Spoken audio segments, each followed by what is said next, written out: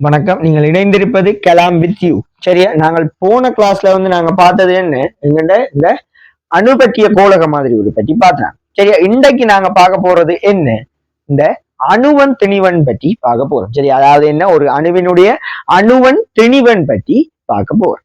இதுல முதலாவதா பாருங்க பிள்ளைகள், என்ன பார்க்க போறோம்னா இந்த அணுவன். சரியா, இந்த அணுவனை பார்க்கறதுக்கு முதல் ஒரு அணுவன்டா என்னென்ன இருக்கு, ஒரு அணுவில உபதுணிக்கைகள் என்றது இருக்க போகுது. சரியா, என்னென்ன உபதுணிக்கைகள் இருக்கும், இலத்திரன் இருக்கும், புரோத்தன் இருக்கும், அடுத்தது நியூத்ரன் இருக்க போகுது. சரியா, என்ன இருக்க போகுது, இலத்திரன், புரோத்ரன், நியூத்ரன் இருக்க போகுது. சரியா, இதுல நீங்க பாத்தீங்கன்னா இந்த அணுவன் என்று நாங்க உண்ட கதைக்கு, சரியா, என்ன அணுவன் என்று நாங்கள் உண்ட கதைக்க போறோம்டா அதுல பெரும்பாலும் சம்பந்தப்படுறது என்னங்க, புரோத்தன். சரியா, ஏன் அந்த புரோத்தன் என்றதை நீ பாக்குறியா இருந்தா, சரியா, அதாவது என்னடா, ஒரு அணு ஒன்று எடுக்க அந்த அணுவில நீ உனக்கு தெரியும் என்ன, அணு இந்த கருவில தான் கூடுதலா ஏற்றங்கள் பொதிந்திருக்க போது, அதாவது திணிவு பொதிந்த ஒரு பகுதி, அந்த அதுக்கு அதாவது கருவுக்குள்ள என்ன இருக்க போகுது, எங்களுக்கு புரோத்தனும் நியூத்ரனும் இருக்க போகுது.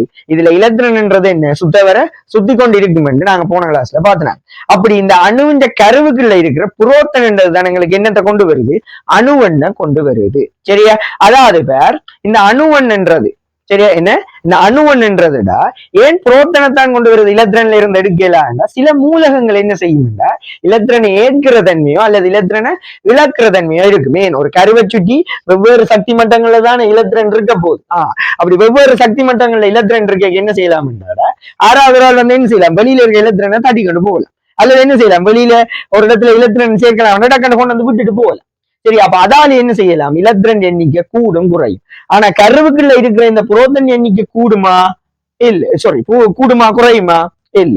ஆகவே என்ன, நாங்கள் இந்த புரோத்தன் என்றதை கதைப்போம். சரியா, ஆனா ஏன் நாங்க நியூத்ரனை கதைக்க மாட்டோம் என்று பாத்தீங்கன்னா, நியூத்ரன் உங்களுக்கு எல்லாம் தெரியும் என்ன, ஏற்றமற்றது. இதுவே புரோத்தன் என்றா என்ன, நேரேற்றம் உள்ளது, இலத்திரன் என்றா மற ஏற்றம் உள்ளது. நியூட்ரன் என்ன, நியூட்ரல் ஆனது, அதாவது என்ன, ஏற்றமே இல்லாத ஒரு துணிக்கை. ஆகவே என்னடா, நாங்கள் அணுவன் என்று கதை கேட்க, நாங்க பெரும்பாலும் அணுவன் என்று நாங்க கதை கேட்க நாங்க பாக்குறது என்ன, புரோத்தன். இப்ப ஒரு அணுவினுடைய அணுவன் 10ஆக இருக்குண்டா, அங்க இருக்கிற புரோத்தன்கள் எண்ணிக்கை எவ்வளவு, 10. அதாவது என்ன, ஒரு அணுவில எத்தனை புரோத்தன்கள் இருக்குதோ அதுதான் அந்த அணுவின் அணுவெண்ணாக இருக்க போகுது. சரியா, விளங்கிச்ச பிள்ளைகள், என்ன ஒரு அணுவில எத்தனை புரோத்தன்கள் இருக்குதோ அதுதான் அந்த அணுவின் அணுவெண்ணாக இருக்க போகுது. நாங்கள் ஏன் இந்த புரோத்தனை எடுக்கிறோம் என்றதும் பார்த்துட்டோம், ஏன் மற்ற உபதுணிக்கைகளை எடுக்க மாட்டோம் என்றது பற்றியும் இதுல நான் சொல்லி இருக்கு. சரியா, அடுத்தது பாத்தீங்கன்னா என்னண்டா, சரியா, இந்த திணிவன். சரியா, என்ன திணிவன் பற்றி பார்க்க போறோம். சரியா, இப்ப பாருங்க, இந்த திணிவன் என்றது என்னண்டா, சரியா, திணிவன் என்றது என்னண்டா, முதலாவது நாங்கள் ஒரு மூலகம் என்று பார்க்க அது இந்த திணிவு என்றது இன்னத்துல தங்கி இருக்கும்ன்றது பார்க்கவும். சரியா, இப்ப உதாரணத்துக்கு உனக்கு அணுவிலே இருக்கிறது என்ன, 3 உபதுணிக்கை. சரியா, அணுவிலே இருக்கிறது என்ன, 3 உபதுணிக்கை. அந்த 3 உபதுணிக்கையிலையுமே திணிவு உள்ளவை என்ன, என்னென்ன, 3க்குமே திணிவு இருக்கு. சரியா, என்ன 3க்குமே திணிவு இருக்குது. ஆனா நாங்கள் இலத்திரன் என்ற திணிவு என்னடா, மற்ற உபதுணிக்கைகளோட ஒப்புடைக்கு அதுக்கு புறக்கணிக்கத்தக்க அளவு இருக்க போது. இப்படி இருக்க போது புறக்கணிக்கத்தக்க அளவு கிட்டத்தட்ட எவ்வளவுடா, 1/840 மடங்கு புரோத்தன் திணிவா இருக்க போகுது. அதாவது ஒரு இலத்திரன் திணிவு ஒரு புரோத்தனை 1840 பிரிச்சா எவ்வளவு இருக்குமோ அவ்வளவு மடங்கா இருக்க போகுது. அப்ப என்ன, மற்றவருடைய ஒப்புடைய இதை நாங்கள் புறக்கணிக்க கூடியதா இருக்கும். ஆகவே இந்த திணிவை நாங்க புறக்கணிப்போம். ஆகவே மிச்சமா இருக்கிற உபதுணிக்கு என்னென்ன, ஒன்று நியூத்ரன், அடுத்தது புரோத்தன். ஆகவே நாங்கள் ஒரு அணுவின் திணிவென்ன கருதைக்கு என்னென்னத்தை பார்ப்போம், ஒரு புரோத்தன், சாரி, அங்க அணுவில் இருக்கிற புரோத்தன்கள் எண்ணிக்கையையும் நியூட்ரன்கள் எண்ணிக்கையை மொத்தமா சேர்த்து கூட்டினோம்டா வாரதுதானே என்னடா அந்த அணுவினுடைய திணிவெண்ணாக இருக்க போகுது.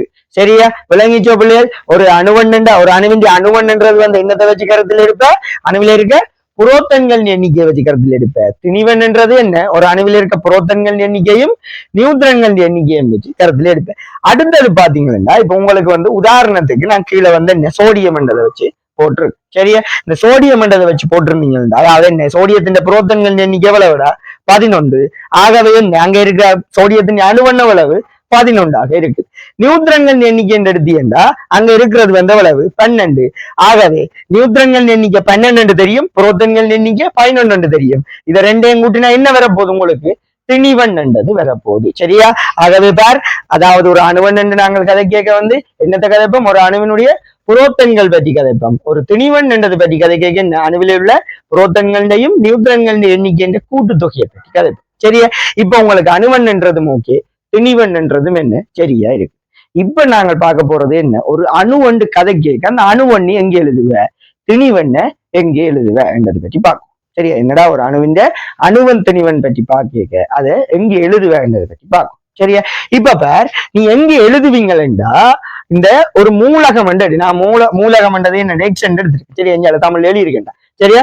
மூலகம் என்றது பார் எக்ஸ்டெண்ட் எடுத்தியா இருந்தார். சரியா? அந்த மூலகத்தினுடைய இடக்கை பக்கம். சரியா? எங்க இடக்கை பக்கத்துக்கு வந்து நீ இந்த திணிவன் என்றதையும் அணுவன் என்றதையும் எழுதுவ. எப்படி எழுதுவ, இடக்கை பக்கத்துல கீழே எழுதுறது வந்து அணுவண்ணாகவும் மேலே எழுதுறது திணிவண்ணாகவும் இருக்கும். சரியா? விளங்கிச்ச பிள்ளைகள், என்ன ஒரு மூலகம் உண்டுல கீழே எழுகிறது இடக்கை பக்கத்துல கீழே எழுகிறது அணுவண்ணாகவும், இடக்கை பக்கத்துல மேலே எழுகிறது திணிவண்ணாகவும் இருக்கும்.